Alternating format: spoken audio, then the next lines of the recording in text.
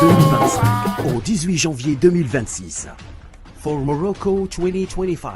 Pour le succès total de la Coupe d'Afrique des Nations de football au Maroc. Ñam.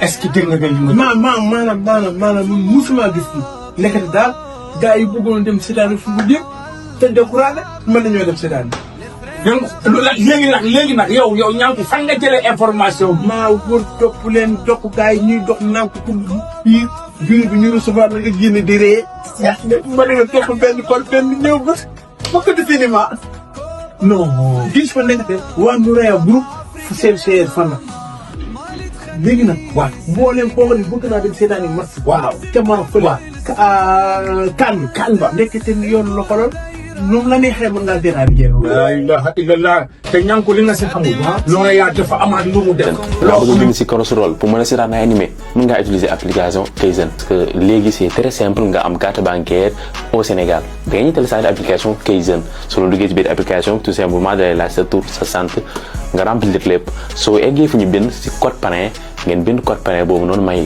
apparaître si ay écran bi une fois que ngeen utiliser ko maintenant ngeen dugg si biir application bi information bu mu la laaj nga def ko après di nga am carte gratuitement gaawal nga dem télécharger application bi. da nga bëgg a jënd si Netflix mën ngaa utiliser Kayzen da nga bëgg a jënd si Crossroll pour mën a seetaan ay animé mën ngaa utiliser application Kayzen parce que léegi c'est très simple nga am carte bancaire au Sénégal da ngay télécharger application Kayzen soo la duggee ci biir application tout simplement dalay laaj sa tur sa sant nga remplir lépp soo eggee fu ñu bind si code parrain ngeen bind code parrain boobu noonu may apparaître si ay écran bi une fois que ngeen utiliser ko maintenant ngeen dugg si biir application bi information bu mu la laaj nga def ko après.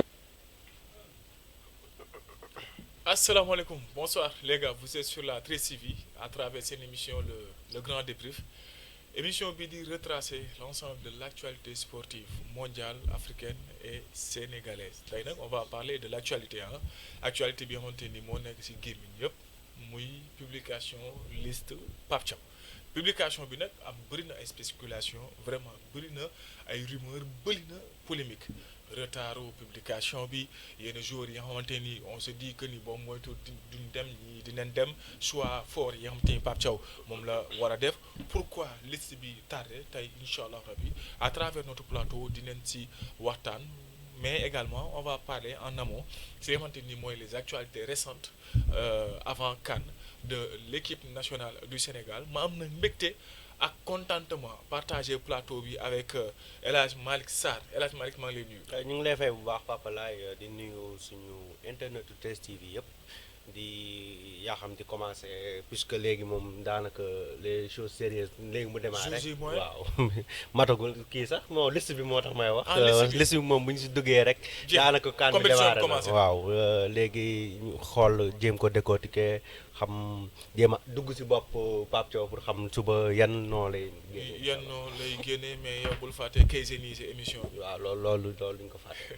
à ma gauche ma toog ak frère Mamadou Diakhone te muy joué presque ak Reims donc Abdourahmane Diakhone maa ngi lay nuyu bu baax a baax. waaw Pape maa ngi lay fay. di nuyu gars yi nekk si internet bi di ñu seetaan comme nga waxee instant yi moom dernière phase moo des pour CAN bi. effectivement jéem a comme arrangement yi wax rek jéem a dugg si bopp Pape Thiaw xaw ni mu mun a woo ni mu mënta woo. exactement donc lui c'est un passionné de football mais également entraîneur de football.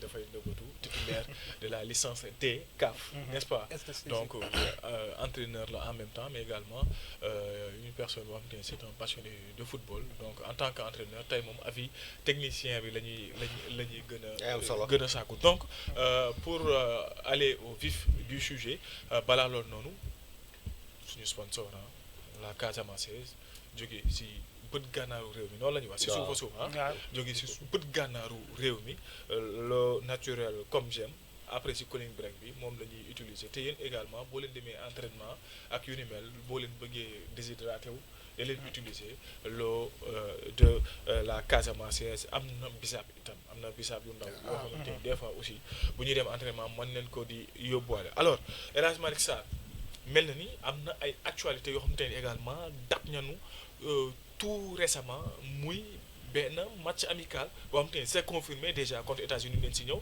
mais mel na ni également il y a d'autres pays qui sollicitent le Sénégal. waaw sànq fédération bi moo def leen communiqué pour leeral ay sujets yu bëri mais benn point bi comme ni nga ko waxee ci match amicaux yi ñuy xaar ci en route vers le mondial mbii fa États-Unis bi taxaw ba pare 31 mai boobu moom c'est officiel mais fédération bi di ñu xamal ne Arabie Saoudite ak Argentine ñooñu nekk di dox pour jéem a jouer ñun match amical pour si mois mars bi ñëpp xam nañ ne mois mars mooy seule fenêtre internationale ñoom ñoo démarché laaj Sénégal mooy seule fenêtre bu am avant coupe du monde bi international kon mu doon loo xam ne ay adversaire de choix dañ parce que ñoom ñaar ñëpp déjà qualifié nañ Arabie Saoudite bu Hervé Renard Argentine champion en titre kon mu doon ñaari match yoo xam ne bu fekkee antu na comme ni ñu ko waxee Sénégal ce serait une très bonne nouvelle pour le Sénégal ba nga xam ne mu ngi ci groupe déjà bu metti boo am Norvège mu ak France bi nga xam ne mooy moom tamit finaliste bi waaw si avant ñuy tase ak France bu ñu si mënee am le champion en titre moom ce serait une très très bonne chose. Ce serait une très très très bonne chose tey jii nii encore une fois comme ni ma ko waxee j'ai très bien fait pour reposer waat la question waxoon nañ ne am na ay adversaires yu laaj Sénégal ñu tànn si kenn tey jii nii Argentine ñëwaat ak Arabie Saoudite lan lay signifier le fait que dëkk yu mag yi léegi ñoo ñëw vers Sénégal. waaw si maintenant Sénégal équipe bu mag la parce que soo xëyee 5 ans yi ginnaaw ñu génn ñun Pabal dañu doon kaas pour cas suñu match amical équipe ndaw yi ñuy tëgg Sénégal on a en 2018 suñu pas on a joué contre la Croatie ak Azerbaïdjan Ouzbékistan je me rappelle plus en fait Sénégal en 2022 c'était Bolivie voilà Bolivie bu ñu dóor en France 2-0 donc léegi ça c'est une bonne chose parce que maintenant ñoo équipe mag ñoo ñu sollicité ñun tamit on va vers les grosses équipes il faut qu'on a vu le Brésil l'Angleterre maintenant c'est l'Argentine ou l'Arabie Saoudite c'est une bonne chose te tamit comme lu El Hadj Mag wax rek on est dans un groupe relevé avec la France et la Norvège même si je pense que le Sénégal est un peu dessous de la Norvège mais bon c'est un autre débat ça c'est un autre débat c'est sur la CAN mais bon c'est ça ce sont des adversaires de choix boo xam ne dinañ mën a préparer pour le mondial avec les États-Unis au mois de mai. Avec les États-Unis au mois de mai tey jii nii également am Argentine am peut-être Arabie Saoudite boole ak États-Unis mais ni ñu ngi diversifier également les profils d'adversaires. waaw loolu bu ñu ko amee comme ni ñuy wax rek daf lay arranger bu baax. déjà ñoom ñaar les adversaires ñoom ñu ngi proposer Sénégal parce que ku nekk da nga am benn africain ce groupe. Argentine dafa am Algérie. effectivement Arabie Saoudite am Cap-Vert kon mu doon loo xam ne ñoom ñi dina leen arranger pour sparring partenaire teg ci Sénégal c'est un adversaire de choix parce que c'est un top 20 ba pare deuxième en Afrique. Tout à fait waaw bu nañ jàpp ne c'est un adversaire boo xam ne jéewul pour comme ni ñuy wax matale ces 3 matchs rek dafay dem pour am ay objectifs génn deuxième tour daanaka réaliser lu Maroc réalisé woon bi passé en 2022 léegi adversaires yi ñu am nag c'est de bon profil c'est de bon profil parce que ce sont des équipes yoo xam ne benn bi Argentine ñëpp xam nañ ko c'est un favori naturel si coupe du monde bi match la boo xam ne gagnant la si ñaari côté yëpp Arabie Saoudite ak coupe du monde Qatar bi ñu koy fàtte moo dooroon Argentine mu am Hervé Renard dafa def liggéey bu baax waaw dafa bëgg moom tamit yéeg pare di waajal coupe du monde boo xam ne 2034 je crois waaw kon dafa nekk si benn élan moom tamit bu ñu choisir ça veut dire que ne am nañ lépp lu réunir si équipe de haut niveau te muy dëgg loolu moo fa am parce que bu ñu ko xoolee muy wax sànq Norvège sax Sénégal moo ko mën mais bu ñu ko xoolee rek si structure rek Sénégal moo nekk deuxième si ginnaaw France si hiérarchisation kon ça veut dire que ne Sénégal niveau la boo xam ne adversaire bu ko am rek ñoom ñoo ñuy gën a kontaan sax laay jàpp parce que ils vont bu fekkee am na tamit ils vont décrocher une bonne nation une bonne équipe. Voilà donc loolu mooy première partie wala premier point bi nga xamante ni moom leen doon ñëwaat par rapport ak actualité mais du seul point mais nañu également la fédération envoyé nañ ay envoyé spécial pour ñu def visite de prospection il faut les Maroc. waaw si am na ñu publié sànq deneen dem neen ba def ay tout que état tamit jël na les choses en charge ba pour lépp daal aussi tamit am na benn visite bi ñoo def pour États-Unis pour xool hôteliers yi ñu fa wut si et tout daal bon pour le moment ça va on veut dire. mën nañu wax ne à travers loolu ce cri de cœur dafa mel ni fédération bi ñu ngi koy commencé dégg ñu ngi essayer rectifier le tir par rapport à problème yi am contre Brésil problème logistique yeeg yooyu noonu. waaw comme ni ñuy wax war ñu sax yegg fi bu ñu demee ba lii normalité la mooy dem di di anticiper ba balaa ngay dem compétition mais puisque bu amee tant mieux nañ continuer si loolu parce que dafa am benn standing bu ñu am te boo xam ne foofu nañu war a toog loolu tuñu fa wàcc bu ñu ko yokkul war ñu fa wàcc te c'est bien ñu commencé dem di anticiper que ce soit aux États-Unis boo xam ne c'est d'ici 6 ou 7 mois wala fii nii si Maroc boo xam ne daanaka pare na ba pare léegi ñu dugg si vif sujet yi c'est une bonne chose pour la fédération et pare man lu may gën a saluer sax mooy communiqué bi effectivement communiqué nga wax l'échange nit ñi xam nga effectivement wax détaillé dugg si kii parce que loolu la population bi ñëpp di xaar parce que Effectivement. loolu mooy indi ay rumeurs parce que boo Effectivement, waxul rek mooy tax opinion waaw bi ku nekk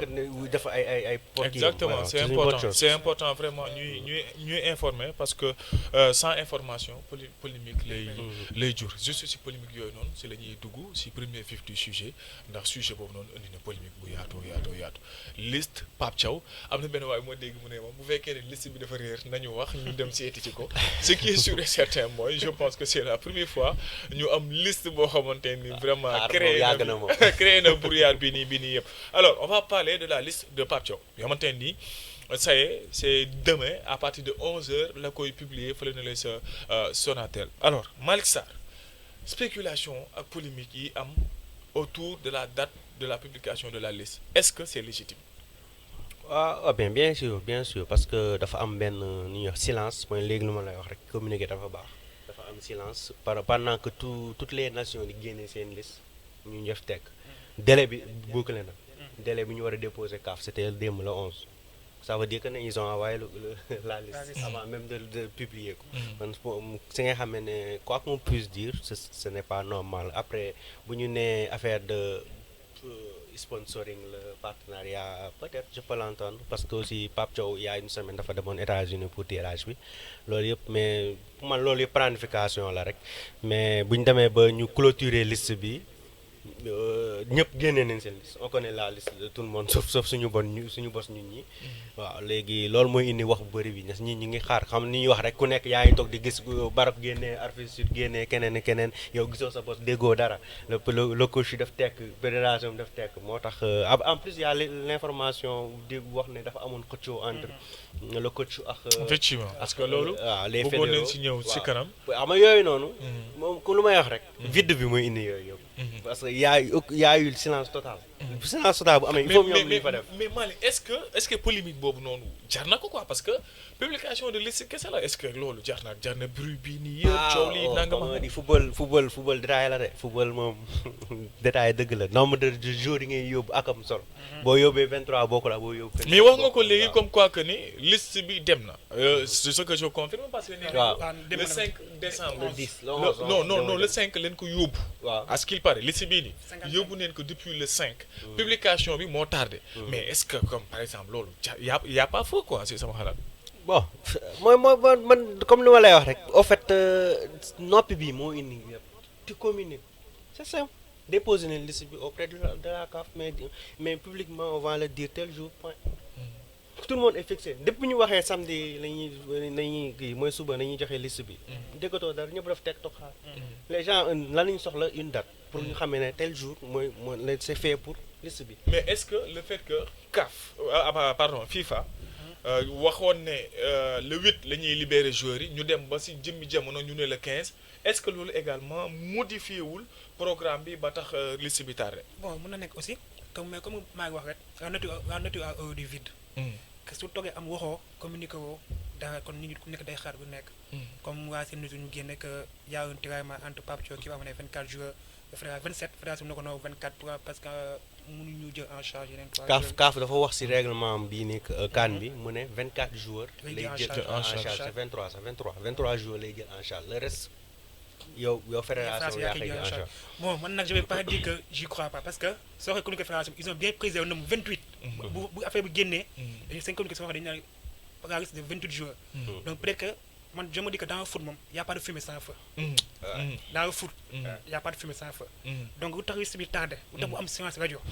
y a quelque chose je me dis que y a quelque chose entre la fédération et avant la mais coupe du c'est monde quelque chose boobu noonu. avant C'est la coupe quelque du chose monde boobu tirage bi waaw. jeudi la liste a failli sortir jeudi exactement ça a failli sortir léegi nag ce petit quelque chose boobu noonu laa bëgg ñu xuusi tey jii nii ce petit quelque chose boobu noonu lan moo ko war a mën a expliquer benn précision kese la ñuy def sax Malick mu ngi koy junj ce qui est sûr et certain mooy information bi c'est totalement démenti problème mu jour bu ñuy jël en charge wala jour bu ñu dul jël en charge d'après ay sources yu sûr yu fiable cette information elle n'est pas avérée c'est une fausse information il y a pas de discorde entre Pape Thiaw ak kii concernant li si mais par rapport ak li nga bëgg naa ñu xuus si tey jii nii yow yaa ngi junj benn mbir boo xam te c'est un non-dit mais lan la war a mën a doon tey jii nii parce que peut-être bu fekkee su nekkul si côté risque bi nombre de joueurs peut-être tamit côté sponsoring nga mais man je me dis que y a quelque chose c'est ça nga doon xool Afrique Sénégal ak Algérie ñoo gën a gudd seen risque Sénégal Algérie c'est demain à 15h ñoom tamit peut-être kii seen coach Petrovic ñu ne Algérie ñoo gën a gudd seen risque même Égypte bi ki noonu 32 jours sax te wàññi leen 2 jours donc risque officiel dem na donc man je me dis que y a quelque chose nee na c'est quoi c'est le côté sponsoring c'est le côté de joueurs bon je sais pas parce que Sénégal doon na foo xam ne tey warul am traitement entre joueurs kii 23 joueurs ak 28 joueurs en sachant que 28 joueurs coach bi mu soxla parce que instant yi dañuy dem pour jël CAN c'est ça notre premier objectif principal donc coach bi da nga war ak joueur da nga mettre dans de bonnes conditions coach bi mu laaj da nga ko war a jox te je me dis bi ma doon tooñ démb sama boy ko ñëw ma neen Pape Thiaw na woo 28 na booy mu neen gérer seen bopp sax su demee fekkee fédération dafa bañ booy nem di leen fayal seen bopp seen charge donc man je me dis que bon lu tax retard bi am y a quelque chose moom ñeen nag ce quelque chose là c'est quoi ndax c'est un traitement entre effectif entre Pape Thiaw et la fédération on sait pas ndax c'est côté sponsoring ndax sanata ñu koy defee on sait pas on n'est pas dans le secret des dieux comme on dit. Mais ce petit quelque chose est-ce que ça va pas encore une fois créer beneen polémique est-ce que du dolli safara si taal bi parce que également récemment fédération bi en termes de sortie c'est pas ça. ah mais comme ni ko Abdou waxee rek y a pas de fumée sans feu man loolu laa ko waaw y a des quelques couacs yu tax liste bi génn boobu ba léegi après on verra ce qu'il y en est de toute façon moom la vérité va surgir un jour loolu moom dafa leer maintenant avant CAN dafa am solo trop surtout boo nekkee fu Sénégal nekk nii muy favori mooy da nga soxla calme avant ngay dem da nga soxla calme le plus de calme possible le plus de say certitude balaa ngay dem parce que comme ni ñu wax on attend à ce que le Sénégal soit là-bas pour un mois quoi ça va être long ça va être éprouvant moo tax calme bi dafa am solo trop du fait déjà amuñu stage fermé bu nga xam ne waroon nañ ko am bu doon FIFA daful kii bi waaw bu ñu waroon xam stage boobu da lay aider parce que c'est pas stage fermé du pour ay entraînement sax bien même si am na si solo mais le fait que ngeen def retraite boobu noonu entre yéen pour ngeen dugg si biir compétition bi psychologiquement dafa am solo trop te loolu amul déjà warul am di yeneen affaire yu koy parasiter si diggante bi te on espère que ne suba bu ñu joxee liste bi ça va couler vers début. Côté timing une liste boo xamante ni ça va être publié demain alors que ki wax nañ ne am na ay jours yoo xamante ni dañ leen teel a libéré ñi nekk côté Arabie Saoudite ak ñëwante ni dañ am ay cumul de carton jaune ou bien rouge wax nañ ni il se peut ñu ñëw vendredi une publication de liste après un jour après l'arrivée des joueurs et le lendemain début de regroupement est-ce que le timing du xaw a perturber tuuti l'entrée en matière des joueurs dans la compétition. Bon, je crois pas parce que ce sont des professionnels. tey tu vois des kër baa yoo xam ne je crois que c'est sa 4e CAN. Je crois depuis 2017 moo ngi 2017 mu nekkoon sa première CAN. Donc ce sont des professionnels. Sadio Mané tamit c'est la même chose 4e ou 5e CAN. Je pense que lui 5e Koulibaly 2017. 2019 2021 c'est ça 6e CAN. Carrément aussi Sadio Mané c'est sa 6e CAN parce que j'ai encore fu mu 2015. 2015 donc ñoom ce sont des professionnels. Même si que démb maa ngi gis interview kii coach Mbaye Reug yi. nee na Bonou commencé na entraîner ak Maroc. bon ñun nag suñu génn gu ba ñu xam fi entraîner ak ku du entraîner donc c'est ça mais bon xam nga tamit am na yenn yoo xam ne c'est un secret de polichinelle. jusqu'à présent da doit mel ni de Koulibaly Sadio Mané moom. xam nañu ne waaw moom c'est acté moom. effectivement donc ñoom c'est les cadres. c'est les cadres te ñoom en tant que professionnel tamit il faut se tenir en forme. entraîner comme xam ne Sadio Mané moom c'est un moom day entraîner moom Ouais, c'est un professionnel, il travaille tout le temps. sur les trois. Donc je pense pas que dina am problème ak timing entre joueurs yi te reste de l'effectif ñoom dañuy football entre samedi dimanche ak Et lundi parce que y a Assane Diao qui doit jouer et Pathé Ciss qui doivent jouer effectivement. lundi donc ñoom mardi ñuy ñëw et tout même si sax moo ngi wax fédération nee na remise de drapeau ce sera le mercredi. Ouais, Donc, ouais, a priori. waaw donc confirmé nañu ko sax. Le départ c'est le Le 19. 19. Ouais. Donc, le mardi, donc, tout le monde sera là. Donc, je pense qu'on joue le 24. Donc, on a encore un peu de temps pour finir les derniers regards. Donc, côté Beaumont, il n'y a pas de problème. Mais, c'est un problème mais Abdou, c'est un jour de moins. C'est un jour de moins parce que nous sommes à 5 jours avant le début de la compétition et à 7 jours avant notre premier match. mais loolu noonu jour de moins ba nga wax c'est pour tout le monde ah. Il y a les jeux qui jouent le lundi aussi. tous les pays africains sax depuis bu FIFA changé date bi dafa dérégler ñëpp ah. Après mais si déréglage boobu noonu am na ay équipes yoo xam te ils sont parvenus à décrocher un match amical. waaw bon après nag loolu nag moom comme ni ñuy wax c'est le staff est-ce que il juge opportun de jouer un match ou pas loolu moom loolu ñoom ñooy xool mais comme ni ñuy wax parce que fii moom xaj na fi On parle 19. c'est 10 jours hein, avant premier match waaw xaj na fi pour nga parce que là on léegi si on joue pas match ça veut dire lu ma ñëkk jàpp mooy le staff technique moo jugé ñëw jarul ñu jouer. alors est-ce que l'adversaire aussi vous parlez pour c'est ça c'est pas def FIFA. Voilà. Donc joueur dem kan nga mën a joueur dem équipe dem kan nga mën a mën a football. jouer. Est-ce que ñoom tamit ils sont prêts à prendre ce risque pour ay joueurs blessés C'est ça. et tout. Ouais, la quasi-totalité hein, parce que voilà c'est vraiment dommage soo parce xool que Ouganda rek moo dem Maroc instant yi. ouais. Parce que Si. ce sont des équipes c'est équipes locales. Locales, Waaw, donc effectivement. ñoom c'est pas problème. Voilà, mais hormis ça, il y a un autre beneen sujet boo xamante ne également dese na leer. Muy on a parlé d'une liste de 28 jours. Léegi la question qui se pose mooy 28 jours est-ce que 28 yëpp ils vont faire le voyage, le déplacement ou bien les réservistes dañuy def comme 2024 ou bien am na benn compétition boo xamante ni les réservistes ne sont pas obligés carrément dem ci compétition sauf en cas de force majeure ils peuvent être appelés loolu noonu également bëggoon naa. Bon, soo xoolee dañuy liste de novembre il y a après 27 joueurs. Liste de novembre Sénégal Brésil Sénégal Kenya je crois que c'était 27 joueurs woo. Donc peut-être il avait anticipé.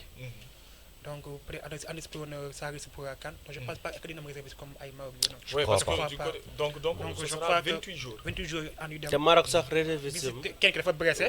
kenn ki moom Igaman. Igaman dafa blessé. kenn ki moom Effectivement, nee na ko dëkk bi. waaw nee na ko su paree dina su wëree avant comme waroon wax démb. waaw bu wëree avant dina ñëw si groupe. dafa ubbi porte kese quoi. il peut aider voilà. Donc je pense que on a tous les 28 joueurs. te comme lu ma doon waxtaan démb rek suñu waa koñ. C'est ça c'est sans surprise. Je crois pas que maa ngi siy ñëw léegi dinaa si ñëw léegi. Donc ñëpp je pense que on a 28 joueurs qui sont présents au Maroc te je touche du bois yàlla bu mu am blessé durant ce week-end. tout ñëpp xam du am benn problème pour les 28 joueurs incha allah. waaw yàlla bu mu am blessé tu as bien fait mentionner parce que là bu ñu defee le tour des sélections yoo xamante ni ñoom leen tuddee ay favoris que ce soit Maroc il y a un blessé Igaman nga xam te fait une saison exceptionnelle même Hakimi sax mu ngi si liste bi mais je parle des joueurs yoo xamante ni seen présence mooy loolu Igaman du côté de Lille Boniface du côté de Nigeria boobu mooy tudd dem Nico Pepe pour d'autres choses Wissa dem Wissa donc il y a énormément mais actuellement bu autre chose dugal ci Cameroun. le continent loolu beneen sujet la loolu bu ñu si duggee beaucoup de titulaires yi énormément te également il y a le cas Sofiane Diop qui interroge Sofiane Diop bon loolu moom également tamit beneen sujet la alors là bu ko Sénégalais yi mere il mérite. voilà ce qui est sûr et certain man am naa yaakaar ne s'il avait opté pour le Sénégal il serait dans cette liste parce que profil am vraiment bëriwul il est en forme sax. voilà sànq c'est le meilleur ailier marocain. exactement ça waay Abdou def na ma passe décisive damay dugal on va parler de la liste là dañuy waxtaan ci liste bi Abdou sànq yaa ngi koy junj léegi nii lan mooy suspense liste bi 28 jours yéen war a mën a publier suba. Personnellement man si ma doon jàpp suspense entre Yaya Camara ak Antoine Mendy lay doon je me dis que double Crépin man pour man loolu mooy suspense bi ak tamit fekkee amul blessure entre temps mais s'il y en a pas si incha allah fekkee amul blessure je pense que sax Yaya Camara a un peu de défense par rapport ak Antoine Mendy parce que vu les dernières prestations yi nii donc je crois yaakaar am na suspense les 28 jours yi moom bon peut-être tamit Bouraye si c'est les 27 on a entre Bouraye ak Mamadou Lamine Camara mais en ce moment si c'est 28 jours moom je pense pas que y aura de suspense. Malick Sarr lan mooy suspense bi. man bon je me suis fait benn liste 28. parce que maa ngi siy ñëw parce que xam naa ne tu as man xam naa ne tu as fait la liste parce que sa waay dama ko laaj mu xalaataat ne ma non Boulaye léegi yow lan mooy suspense liste bi. damaa defoon liste 27 parce que 27 laa foogoon. après bu ñu annoncé 28. ma def point d'interrogation pour ñu ñëw. interrogation léegi suspense yi. man je crois pas au départ que kii dina dem Maroc Boulaye. man je crois pas. j'adore ça pour man du dem.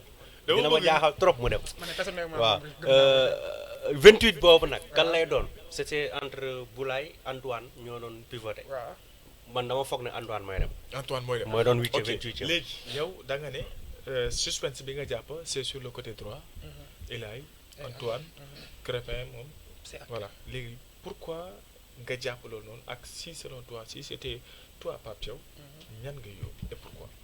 Bon, pourquoi ma dafa am suspense parce que on a vu au début Antoine bi mu ñëwee contre le Soudan il a joué 3 matchs je crois avec le Sénégal en tant que titulaire.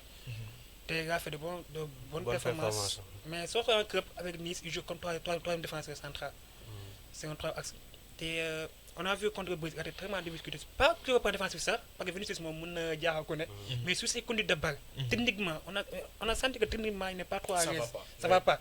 Comparé ak Irak. Même si que beaucoup de gens dañu jàpp que Kenya équipe c'est une équipe faible peut-être pas mais Kenya bii moo joué CHAN bi. dëkk moo doon ma ci CHAN bi. non c'est pas une équipe faible moi je me dis que Sénégal était trop fort pour le Kenya. te on a vu Irak il a fait un très bon match il était à l'aise techniquement. te comme je dis souvent Sénégal ñun nekk duñu équipe boobu dañu war a défendre. c'est comme que quand Jacobs et Amadou qui doit être titulaire. Sénégal nekkatuñu forme dañu war a défendre. on est une équipe koo xam ne on est censé attaquer. on est censé dominer les matchs on est censé contrôler les matchs. donc côté droit on peut dire que Crépin est acté mais pour au cas où su Crépin sonné ou su amee blessure ñaan ma ko yàlla il va peut être son remplaçant parce que il va même si que défensivement ça reste un peu mais en fait au moins il fait les courses. Il se replie te à Anderlecht il fait de très bons matchs. avec des notes de 7 par match te il est tout le temps titulaire. donc j'opterais plus pour Ilaye Camara par rapport à Antoine Mendy vu les récentes performances. C'est quoi le défaut de Ilaye Camara? Bon, on peut dire juste sur le plan défensif, hein. C'est le plus défensif. Supposons, on joue à un système à 4. Et aussi, partenaire, excuse-moi. Il joue de deux côtés. Voilà. Gauche-droite. Le premier match, Real Madrid et Brest, il faut suspendre. Togo, on peut dire que. Wéram Donc, Ilaye peut dépanner sur ce côté gauche. Je reviens à ma question. On joue un match de 4 contre la RD Congo. Un match à haute intensité. Nous sommes dans un système à 4. Ilaye Ngoyobu, Crépin est là. Gagné Ilaye défensivement, ça ne va pas. Légui, Crépin est blessé. Tu amènes Ilaye. J'amène Ilaye. Pourquoi? Parce qu'il y a quelques qui peut être comme. Excuse-moi le mot. Mais Koulibaly nous couvre, voilà. Il y a Koulibaly qui peut couvrir. Mais ça dépend aussi s'il faut faire le match. Peut-être nous mener. Si vous donc il y a support. Donc il essaie de reculer pour ça. De fait qu'il y a mené support tamit. Il y a Iliman peut-être qui joue sur le côté de en ce moment qui aide beaucoup. Il y a aussi Koulibaly. Donc peut-être je dis que faiblesse défensivement mais c'est pas une très grande faiblesse pour mettre c'est pas grave. On peut s'en pas voir. Donc il peut jouer sans problème. Donc yow Ilaye Camara. Man en fait je suis pour ñoom ñaar ñëpp ñu dem parce que on voit récemment que ne Thiaw dafa def système A3 bi ça veut dire que ne Conte na ko utiliser ci situation bu ko dalee ci CAN bi te il est meilleur en piston te loolu foofu la mu ne te côté boobu noonu moom je crois côté boobu moo Crépin rek ñuy mën a répondre ci côté droit bi parce que Antoine mënuloo Antoine il est plus reculé mais aussi Antoine il peut si on joue A3 il peut être axe 3 parce que foofu mooy meilleure position exactement ba pare tamit ci biir match quand tu auras besoin de joueurs si tu n'as pas Crépin tu auras deux options yoo xam ne tu auras à choisir bu tey da nga soxla un latéral purement défensif Antoine peut dépanner tu fekkee da nga soxla un contre-attaquant comme Ilaye tu peux mettre un contre-attaquant comme Ilaye tu peux le mettre. Mais c'est une question si on doit tey soo soxla toi défenseur tu amènes Antoine ou amènes Mamadou Sarr par exemple pour Abdoulaye Seck André toi. ñoom ñëpp ñu ngi si biir liste bi de. sama liste bi waaw ñu ngi si biir liste bi si tu devais choisir entre tey suñu def en défenseur toi Koulibaly Niakhaté trois centrales tu vas choisir qui Antoine Koulibaly Niakhaté Mamadou Sarr Abdoulaye Seck ak Antoine tu auras toutes ces options en fait. toi yow tey kan ngay choisir comme troisième central soo doon man j'aurais mis même si gars yi moom bëriwul supporter mais j'aurais mis Abdoulaye Seck parce que dans les airs quoi pour man comme yow tu es pour ñu indi Antoine ak waaw Ilaay pour mu Camara. nekk beneen option. Retirer bu baax parce qu'on a une liste de 28. après non def naa ba pare man kay liggéey naa ba pare. après naa ñëw léegi si yow laay desandi sànq également nga pointé Boulaye Dia. suspense la moom tamit. waaw moom loolu moo tax sax ma dugal Antoine parce que place Boulaye boobu laa dugalee Antoine moo tax mu bokk si kii bi parce que Boulaye je me dis que ne attaque bi dafa fees on aura besoin pour man que de 3 attaquants pointe waaw ni ko Habib et Chérif waaw soo ko defee Abdoulaye 4 Boulaye day nekk 4 pour man c'est inutile déjà on sait que Sadio Mané peut jouer faux 9 il est possible même premier match mu démarrer faux 9 on sait pas Iliman est capable de jouer foofu Ismaïla Sarr Assane Diao et même Cheikh Sabali mën nañu ko jouer en fait on a beaucoup d'options dans l'axe des ailiers yoo xam ne capable nañu jouer si axe bi alors que des 9 de surface pur ni ko Boulaye ni ko Chérif et Habib Diallo peuvent faire l'affaire te ñoom 3 am nañ profil assez de profil diversifié pour mën a nga dem compétition man dama jàpp ne si on voit les performances en club depuis Pape Thiaw en sélection depuis Pape Thiaw est là et en club depuis la même période Boulaye ne mérite pas d'être dans les ANCAR. ok man y a un nom boo xamante ni boobu ba léegi nii dégguma ko man moom dinaa déglu parce que je suis pas là pour faire des analyses je suis là pour poser des questions n'est-ce pas alors cas Boulaye Dia balaa may ñëw si moom si liste bi le temps yow tam nga wax ma sa liste cas Boulaye Dia. Bon, tu es pour. man je suis pour mu ñëw contre parce que Boulaye c'est un profil atypique tamit Boulaye il sait jouer dos au but Boulaye techniquement il est bien te soo xoolee son duo avec Sadio Mané beaucoup de ses buts c'était 1-2 avec Sadio Mané yu mu dugal te aussi Boulaye soo xoolee match contre Kenya bi bu Cheikh Ndiaye footballé il a joué côté droit ouais te Boulaye je pense que contre y a un match à domicile il a joué comme numéro 10 contre Soudan comme contre Soudan il a joué comme numéro 10 moom Sadio Mané mu footballé il est polyvalent il a joué sur les côtés il a joué comme numéro 10 en fait tey soo mënee mun nga te vu que Jackson dafa c'est quelqu'un qui se donne day pressing et tout c'est un joueur d'équipe te je me dis que les 4 mën na parce que on a deux grenades de surface Cheikh Ndiaye Habib Diallo bon je vais pas dire qu'ils sont pas bien techniquement mais ce sont des grenades de surface joueurs de surface mais t'as des joueurs yoo xam ne ce sont des profils atypiques comme Boulaye ak Nicolas Jackson tey soo di bouger tey Boulaye soo téye ba tey soo mënee quand tu as besoin de garder le ballon tu peux faire appel à Boulaye mën na ñëw téye ba il peut te créer de petites fautes techniquement il est à l'aise même si que nag ren c'est un but sur ses 13 derniers matchs il a même perdu sa place titulaire à Lazio bu kii waaw ça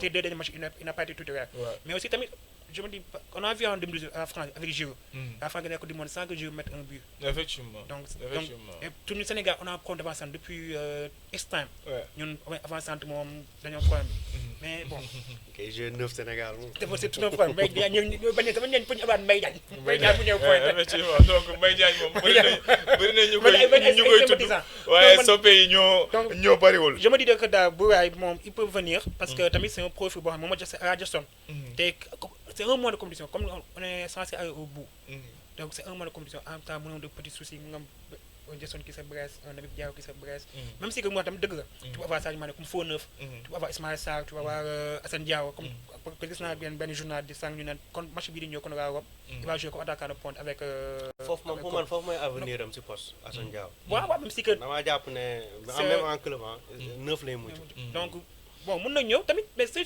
ñëw tamit Boulaye il y aura pas trop de il y a pas feu il y a pas feu comme comment Côte d'Ivoire l'absence de Pépé beaucoup de joueurs voilà donc moom sax wax na am na benn interview bi nga ko waxoon waa dañuy fa mu ne on va attendre au mois de décembre man da nga dem kan mu ne on va attendre au mois de décembre c'est suñu qui va décider voilà donc même su ñëw tamit ce sera pas comme voilà donc bu on va dinañ ci xam dara ce qui est sûr et certain mooy suba moom 11h 10h30 foofu noonu la may fekk par rapport à publication liste Pape Thiaw bi xam naa sans doute mën na maa woowaale de waaw mën na nekk de waaw yow da ngay dem man Maroc ça dépend ci yow rek bu fekkee ne da ngay dem wala da nga am mbokk moo xamante ne da ngay dem day dem maa ngi lay boole ak waa Norea waa Norea benn agence de voyage la boo xamante ne nii dañu indil benn vraiment opportunité de voyage bu exceptionnel muy maanaam Abdou ñoom ngeen proposer 12 jours yoo xamante ni da ngay seetaan sa carte mais da ngay visiter waa Maroc yow xam naa ne anam bi nga visiter woon Maroc moom t'inquiète pas si beneen anam nag si beneen situation la waa Norea di découvrir Maroc cette fois-ci ça va commencer dès sa arrivée déjà dañ lay proposer ñaari pack benn pack VIP ak benn pack standard pack VIP bi 1,790,000 francs la pack standard bi 1,190,000 la léegi quel que soit pack bi li si neex Abdou mooy quel que soit pack bi nga choisir dañ si inclure seen billet aller comme retour c'est-à-dire boo ñëwee ba aéroport Casablanca yow voilà nga xam te foofu noonu rek ba part la pour nga dugg si biir dëkk bi ñoom dañ lay jël si ak ay bus yu bakkene leen lay jël si duggal la si seen bus yi yóbbu la ba sa makkaan ay hôtel yu bakkene bëgg na fa nag bëgg na fa moom ñoom piscine lépp loo soxla mu ngi si biir hôtel léegi bu fekkee ne Sénégal daa sedd ak piscine am na sens Noréa dañuy tàngal piscine alors boo ñëwee si jouru match si Sénégal dañ lay jëlee si piscine bi yóbbu la ba Tanger c'est-à-dire transport bi dañ ko si inclure nga seetaan sa match bu sa ak bii bi également dañ ko si inclure nga seetaan sa match bu match ok doo def dara yow toogal rek ngay consommé melal ni koy photo léegi bu match bi jeexee ñu jëlee la si stade bi yóbbuwaat la également si sa hôtel bu fekkee nag Sénégal jéewul c'est le moment kenn du la wax sa maa ngi koy wax da ngay def ay Marrakech ay El Jadida ay Ifrane xam muy neige fu ak fu ville bleue xam nga foofu noonu ñëpp da nga fay dugg ak waa Noréa mais vraiment si 12 jours je pense que tableau bi dinañ ko afficher à l'écran boo leen bëggee jot man ngeen composer numéro de téléphone yi xamante ni moom leen lay indi proposer à l'écran je pense que Noréa moom vraiment ak Coupe d'Afrique moom vraiment ñaari wàllal da ngay yëngal fii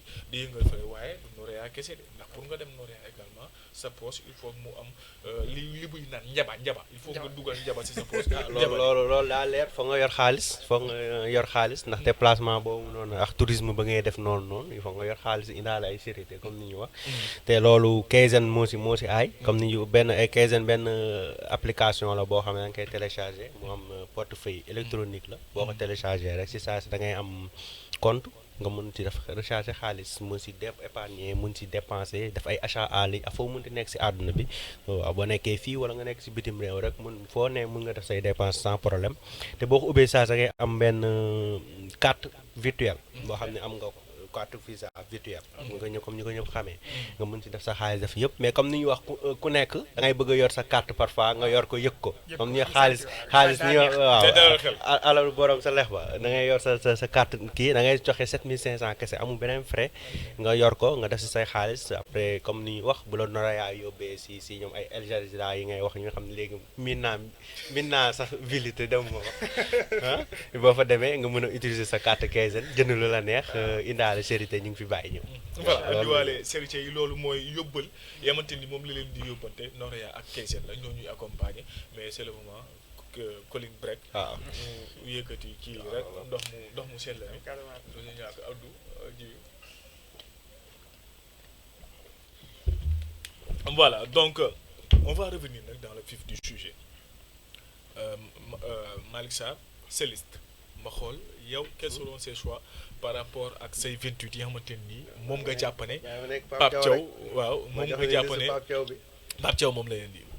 man bon ba ma defee liste bi Edouard Yehvan Mory Diaw bu gardien yi Kalidou Koulibaly Moussa Niakhaté Ablaye Seck Mamadou Sarr si défense centrale ak Antoine Mendy muy 28 am bi Crépin Ilaay El Hadji Malick Diouf Ismaël Jacobs pour le milieu Pape Gueye Gana Gueye Lamine Camara Pape Matar Habib Diarra Pathé Ciss Maodo Lamine Camara pour les offensifs Iliman Ndiaye Sadio Ismaïla Sarr Nicolas Jackson Chérif Ndiaye Cheikh Tidiane Sabali Ibrahima Mbaye Assane Diao et Habib Diallo. Donc c'est Boulaye que tu as expliqué. Pour les absents Boulaye Mamadou Mbow Rassoul Ndiaye John Lopi ñoom ñooy Nampalis ñooy doon absent yi. Et il a mis la barre haute. Est-ce que tu es d'accord wala bu fekkee ne dafa am koy dugal wala koy génne. Bon man un seul changement Antoine Boulaye. boobu lay doon mooy suñu Antoine Boulaye. comme je t'ai dit tout à l'heure gis nga moom gën mu am surprise moom. vu que presque ay benn non 27 joueurs. ñu wax mais comme 28 joueurs moom. soit ay benn non lay nekk soit Boulaye. ou bien tamit peut-être la surprise du chef on sait pas. peut-être mu andi incorporé benn Rassoul Ndiaye au milieu de terrain. waaw ça dépend. mais je crois pas qu'il y aura trop de surprises. soit 28 soit Antoine ou Boulaye daal. et bon je parce que man sama liste bi ñu ma def surprise yi mooy Mamadou Mamadou Lamine Camara. Ibrahima Mbaye. Mamadou Sarr mooy ñoo xam ñoo mujjee ñëw waa Lamine Camara xam ne muy dem day dem di ñëw. waaw te Lamine Camara man damaa jàpp ne les matchs qu'il fait ici te mu nekk biir Afrique bii nii di jouer man damaa jàpp ne day dem.